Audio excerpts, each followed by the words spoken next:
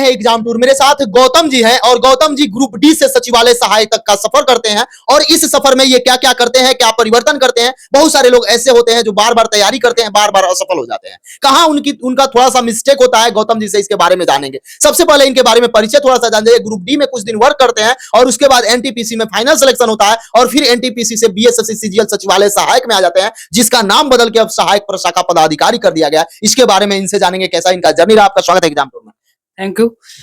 हम यहाँ 2018 से आप तैयारी की। हाँ, मैट्रिक कब किए? मैट्रिक किए 2016 में। 16 में। हाँ। इंटर 2018 में। 18 में। और उसके बाद तैयारी में लग गए। हाँ, उसके बाद तैयारी में 18 के बाद तैयारी में लग गए। मतलब ग्रेजुएशन आप वेट नहीं किए, तैयारी शुरू? हाँ, तैयारी शुरू कर दिए थे। इंटर से ही? इंटर के बाद। इंटर के बाद। हाँ। किस स्ट्रीम में इंटर किया? आर्ट्स से था कि साइंस था या क्या था? साइंस था। साइंस था। कितना मार्क्स आया था इंटर में? इंटर में 291। 200, सेकंड डिवीजन। हाँ, सेकंड डिवीजन। कहाँ से आप आते हैं, गाँव से या शहर में? गाँव से। गाँव से। कहाँ, सरकारी विद्यालय में पढ़े थे या प्राइवेट में? सरकारी में। आज तक प्राइवेट का शकल भी नहीं देखे। पापा क्या करते हैं? पापा मजदूरी राजमिस्त्री का काम करते हैं। मम्मी? मम्मी बस गृहिणी है। हाँ। मतलब आपके पापा दूसरे के यहाँ जॉब करके आपको पढ़ाए और उसको आप साकार कर दिया। हाँ। जैसे तैयारी शुरू किए आप 18 से इंटर किए, उसके बाद तैयारी में लग गए। कब आपका पहला रिजल्ट ग्रुप डी में हुआ था? कब? जब 18 में आए थे, 1 महीना यहाँ रहे थे तो मेरा एग्जाम हो गया। पटना रह के? हाँ, ग्रुप डी का फर्स्ट ग्रुप डी का एग्जाम हुआ। उसमें मतलब बिना पढ़े मेरा सिलेक्शन हुआ। बिना पढ़े मेरा सिलेक्शन। एनटीपीसी में कब आपका सिलेक्शन हुआ? एनटीपीसी में फिर इस ग्रुप डी में भी हुआ। 2023 में 19 वाला जो आया 23 में। हाँ, उसमें भी हुआ, फिर एनटीपीसी में हुआ और उसके बाद सचिवालय में हुआ। जैसे इतना आप रिजल्ट दिए, क्या करते थे? कहीं कोचिंग क्लास किए थे या केवल सेल्फ स्टडी कर लिए थे? कहीं पढ़े थे पटना में कि केवल रूम में पढ़ के इतना रिजल्ट दिया? पहले पटना आए तो कोई आइडिया नहीं थे। कोई आइडिया नहीं। दोस्त लोग से, भाई लोग से पूछे तो मुझे प्रगति पथ के बारे में बताया गया। यहाँ आए, हम बिना सोचे पूरा मतलब फाउंडेशन क्लास करने लगे और यहाँ से जो प्रॉपर जो गाइड मिल रहा था, उसका जो अध्ययन कर रहे थे उसका प्रॉपर तैयारी किए और हम कोई बुक फॉलो नहीं किए। यहाँ का नोट्स ही सबसे ज्यादा बेहतर रहा। खास करके 3 विषय तो सबसे ज्यादा बेहतर रहा, रीजनिंग, मैथ और साइंस। मतलब आप एक बार, जो विद्यार्थी आपको देख रहे हैं थोड़ा सा रुके, जैसे आप इंटर करके आए या ग्रेजुएशन जो करते हैं, उनको एक बार फाउंडेशन कोर्स कहीं ना कहीं कर लेना। हाँ, फाउंडेशन बहुत बेहतर है, बेस बन जाता है। बेस एक बार बन जाने के बाद तैयारी करने में बहुत सुविधा होता है। बहुत सुविधा होता है। मतलब आप एक ही जगह जो आप नाम ले रहे हैं प्रगति पथ, वहीं पे मैथ, रीजनिंग और साइंस का क्लास आप जीएस भी यहीं किए। जीएस यहीं किए। पूरा फाउंडेशन ही किए। कैसा, मतलब उसका नोट्स बनाए थे या केवल क्लास करके? बहुत सारे लोग होते हैं कहीं क्लास करते हैं, जाते हैं, पढ़ के गए और उसको ले जाकर रख देते हैं। आप नोट्स वगैरह बनाए थे? नोट्स बनाए थे। जब तैयारी शुरू किए तो आपका कोर्स पूरा हो गया होगा। कोर्स समाप्त जब होता है उसके बाद सेट वगैरह बनाए थे या केवल डायरेक्ट जाके एग्जाम देते थे हो जाता था, या सेट बनाए थे? सेट बहुत बनाए। जो भी एग्जाम आया उसका कम से कम एक एग्जाम का 50-60 सेट। 50-60 सेट। हाँ। कितना अंक उसमें आता था? सीजीएल की हम बात करते हैं, क्योंकि लास्ट एग्जाम आपका सीजीएल ही है। सीजीएल का सेट जो बनाते थे उसमें कितना स्कोर आपका आता था? सीजीएल का तो जब शुरू किए तो 100 प्लस आना ही होगा। प्री में तो 130-35 तक चला गया था, मेंस में 120 तक जाता था। कौन सा पब्लिकेशन का सेट मारते थे? कोई बुक बनाते थे या अपने से लिख कर बनाते? क्योंकि आपके पास तो समय मिलता नहीं होगा, आप रेलवे में थे, कैसे करते थे? पहले तो हम थोड़ा टेक्स्ट बुक मारे, उसके बाद प्लेटफॉर्म का मारे, उसके बाद प्रेमचंद गोलंबर में जो सेट होता है वहां जाके मारे। प्रेमचंद गोलंबर पर जो सुबह 6 बजे चलता है वहां जाके भी मारे। जैसे जो आप तैयारी किए थे, होता क्या है, कोई भी एग्जाम जब आता है लास्ट 10 दिन 15 दिन जब होता है तो टोटल सब्जेक्ट का रिवीजन किया जाता है। वो चाहे मैथ्स हो, रीजनिंग हो या जीएस हो या करंट अफेयर हो, कोई भी हो। रिवीजन के लिए क्या आप नोट्स को पलटते थे या जो आपको प्रगति पथ के द्वारा अध्ययन कराया गया उसका तैयारी करते थे या कोई बुक स्पेशल पढ़ते थे? बुक तो हम प्रीफर नहीं किए, जो यहाँ से अध्ययन किए उसी का एग्जाम से 10 दिन पहले तक पूरा सिलेबस को खत्म कर दे, रिवीजन करके खत्म।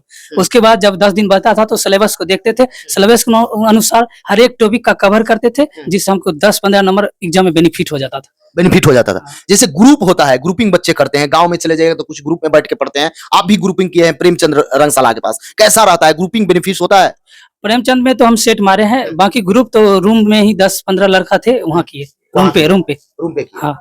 जब आप सचिवालय का एग्जाम देकर आए थे, जैसे उसका फर्स्ट शिफ्ट का एग्जाम कैंसिल हो गया था, उसके बाद आपका भी एग्जाम कैंसिल हुआ था? नहीं, मेरा नहीं, मेरा 24 को था। 24 को था। कितना स्कोर किए थे वहां? कितना अटेम्प्ट करके? 150 में 150 बनाए थे या कितना बनाए? हम 142 अटेम्प्ट किए। 142।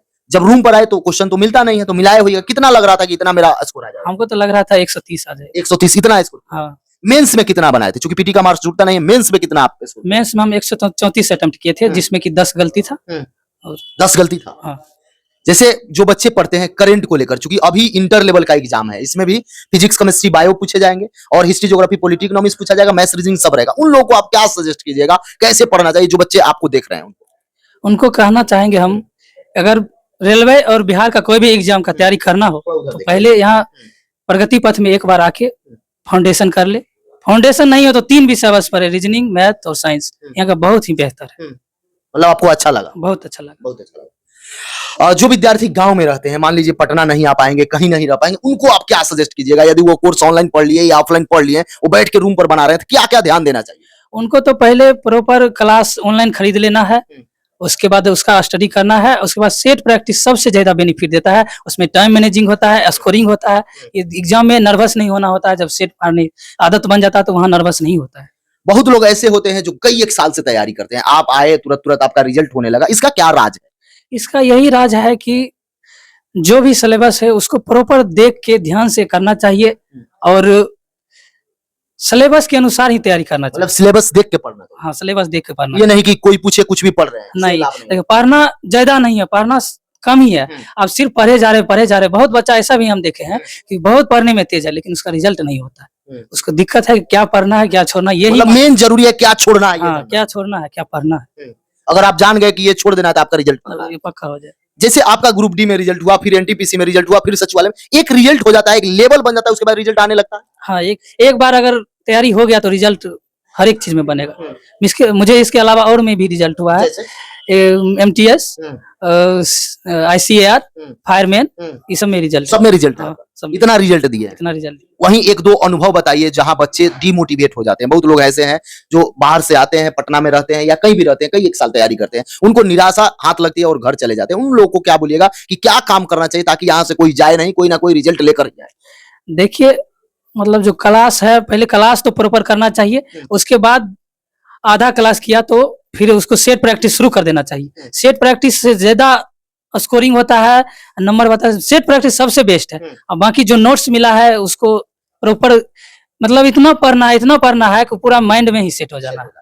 जो भी अभी तक इंटरव्यू हुआ है, आप देखे होइएगा लगातार कुछ ना कुछ डाला जा रहा है और उसमें केवल अभ्यर्थी के द्वारा यही बताया जा रहा है कि आप एक बार प्रॉपर ढंग से जरूर पढ़ें। यानी कि जो भी आपका सिलेबस है उसको संपूर्ण जानकारी एक बार ले लें और उसका नोट्स जरूर बनाएं। कहीं भी आप पढ़ते हैं और नोट्स को जब एग्जाम कम समय रहे, यानी कि 10 से 12 दिन रहे, तो जरूर 1 से 2 बार रिवीजन करें और सेट प्रैक्टिस करें। जो भी व्यूअर्स देख रहे हैं एग्जाम टूर को, यदि पहली बार आप देख रहे हैं तो चैनल को सब्सक्राइब कर लें, लोगों में शेयर करें।